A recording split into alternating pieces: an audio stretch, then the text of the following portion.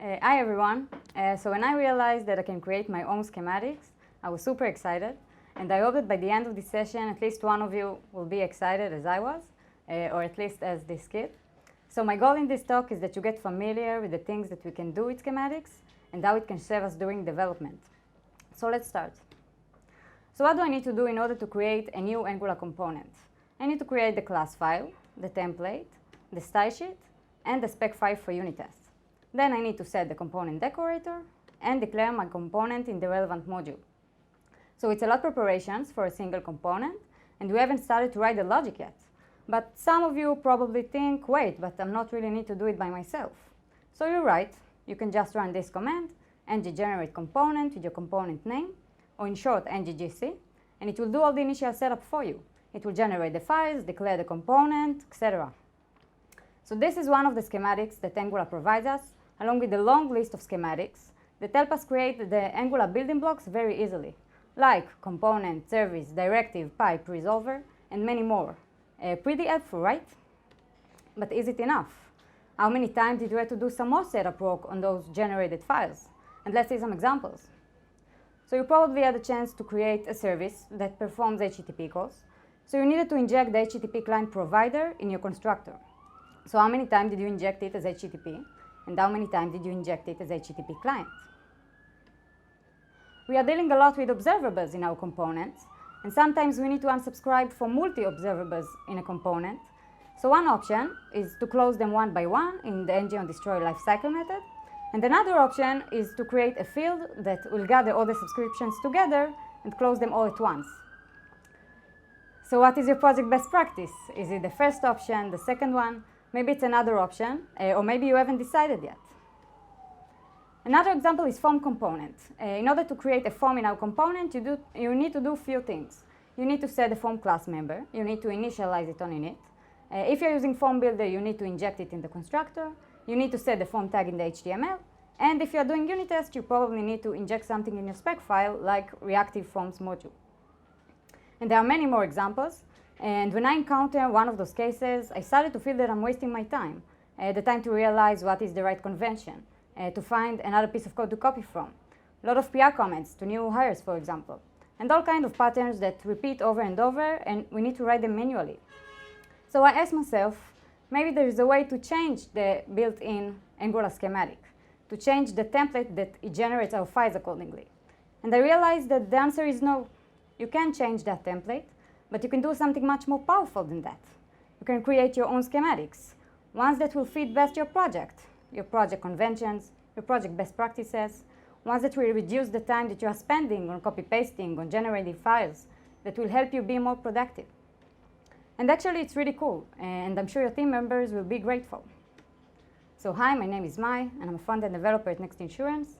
And I've been using Angular for the past 7 years, yes, since it was AngularJS. So let's begin with the fun part and see some code. So first, we need to create a new schematics project. We need to install the schematic CLI, and then we will use it to generate our project using the schematics blank command. We will get a folder with the following structure, where the most important files are the collection JSON and index files.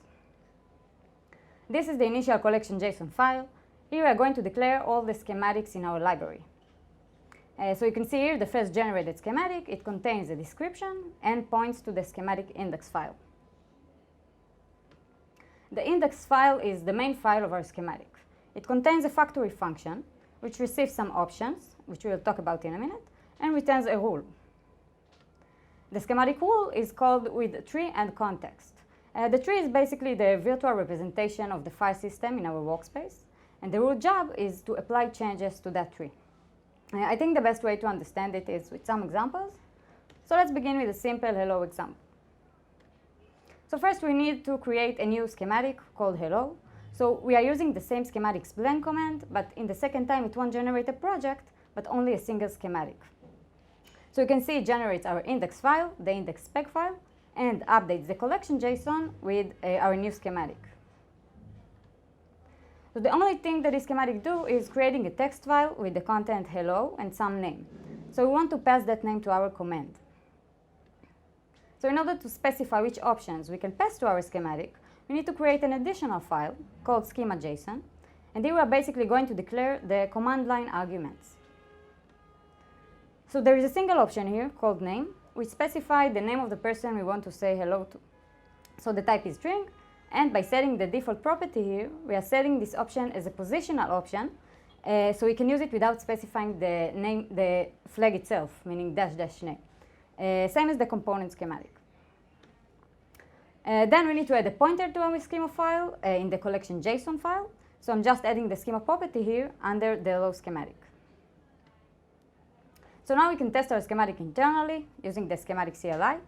So this is the syntax. We are running the hello schematic and passing my as the name. We also need to set the debug flag to false if we really want the changes to be committed to the file system. So let's run it. So it creates our text file with the content hello my, and that's it. So pretty simple, right? But not very useful. So remember the HTTP client example I gave before? Let's implement it. So I want to generate a service with an option to provide the HTTP client. So again, we want to create a new schematic for a service. So we are running the schematics blank command. Then we want to define what we will need from the user as input to our schematic. So the first input must be the name of the service. And the second one is whether to inject the HTTP client provider or not. So it will be the HTTP flag, which default to false. We can also create our schema interface, so it will provide us some type checking in our implementation.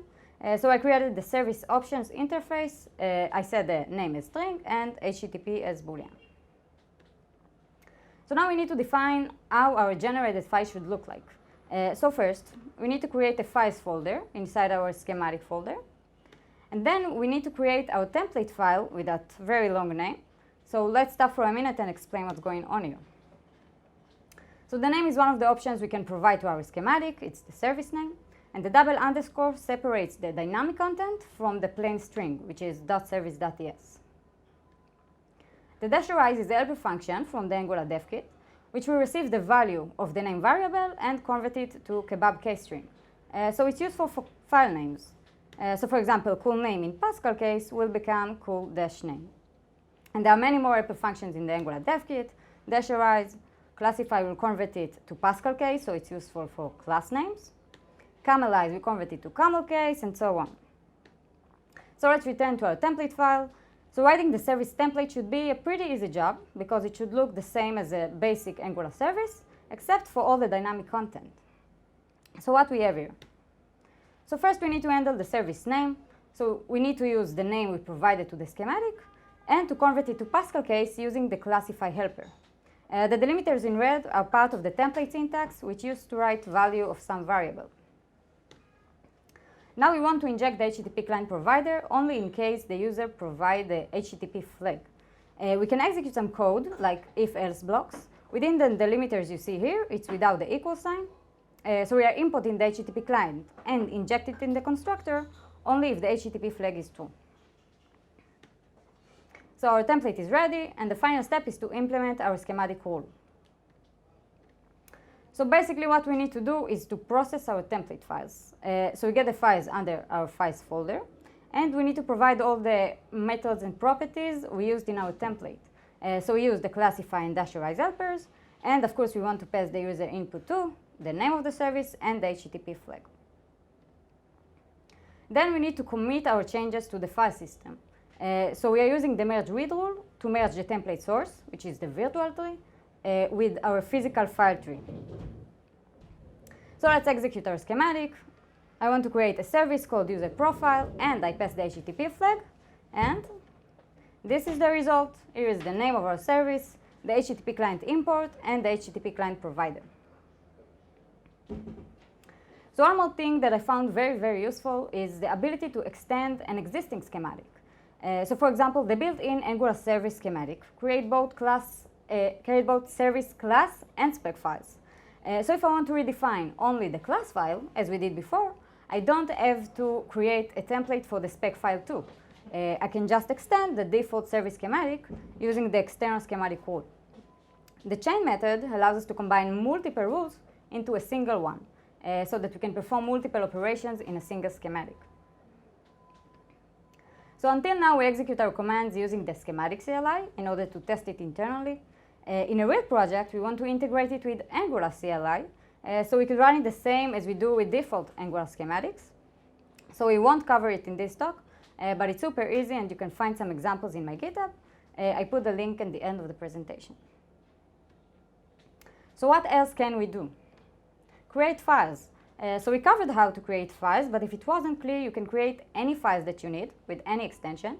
And even more than that, it's not have to be your client files. It can be files in your server folder, in your end-to-end, whatever. Modify files. So you can also remove, rename, overwrite.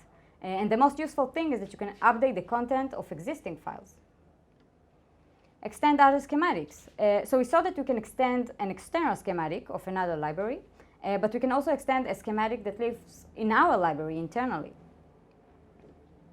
ng-add. So sometimes you need to do some initial setup when you are installing a library. The add schematic is sometimes supplied with that library, so you can do ng-add and the library name, and it will install it and do that setup automatically. So that setup is implemented as a schematic. So now that you know how to write schematics, you can add the ng-add support to your schematics project or to any of your other internal libraries. ng-update is similar to ng-add, but used for upgrading libraries. Sometimes when we upgrade a library, we need to do some migrations. So it can be automated too by implementing the update schematic. Unit tests. So yes, you can also add unit test to your schematics. If you remember, when we created a blank schematic, the spec file was generated too. And I don't need to say why you should write unit tests. So there is a lot we can achieve by writing our own schematics. The main thing is that we can focus on the actual development. I hope that by now you already have some ideas about how it can help you and your team members. And if not, try to catch those moments that you are copy-pasting too much, or you are giving or getting PR comments on conventions or best practices. And actually it's pretty easy to implement too, so try it. The examples we did and many more on my GitHub, so you can check out my repository. Feel free to reach me if you have any questions, and thank you.